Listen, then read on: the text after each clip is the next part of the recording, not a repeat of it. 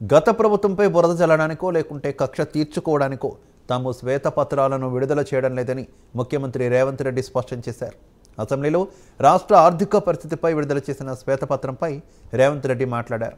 విపక్ష సభ్యుల అధికారం కోల్పోయేసరికి బాధతో మాట్లాడుతున్నారని రేవంత్ రెడ్డి చెప్పారు.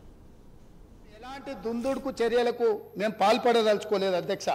అందుకే ఈరోజు మీరందరూ మనమందరం ఈ సభలో చర్చ ఇదే కాకుండా విద్యుత్ శాఖకు సంబంధించి మా సాగునీటి పారుదల శాఖ మంత్రి గారు కూడా ఈ సమావేశాలలోనే శ్వేతపత్రాలు విడుదల చేయదలుచుకున్నాం.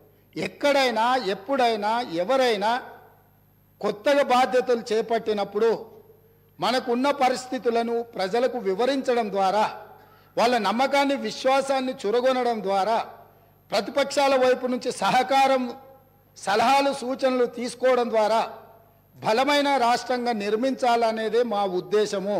కాబట్టి ఇప్పటికైనా గతంలో చేసిన తప్పులనే మళ్ళీ మేము వితండవాదంతో మీ మీద దాడులు చేస్తామనే విధానాన్ని ప్రతిపక్ష పార్టీ వదులుకోవాలి. వాళ్ళకి ఏమైనా బాధ ఉండొచ్చు, ఇక్కడి నుంచి అక్కడికి వెళ్ళినప్పుడు సహజంగా ఉంటుంది, దుఃఖం కూడా ఉంటుంది. కొంతమందికి జీవితంలో నెరవేరని కోరికలు ఉంటాయి.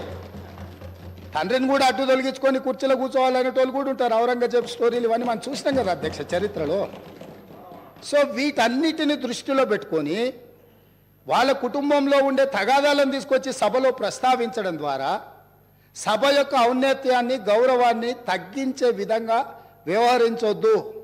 ఈ ప్రభుత్వం జిమ్మెదారితో ఇక్కడ ఉన్నది. ఈ ప్రభుత్వం జిమ్మెదారితో ఇచ్చిన మాటను నిలబెట్టుకుంటుంది.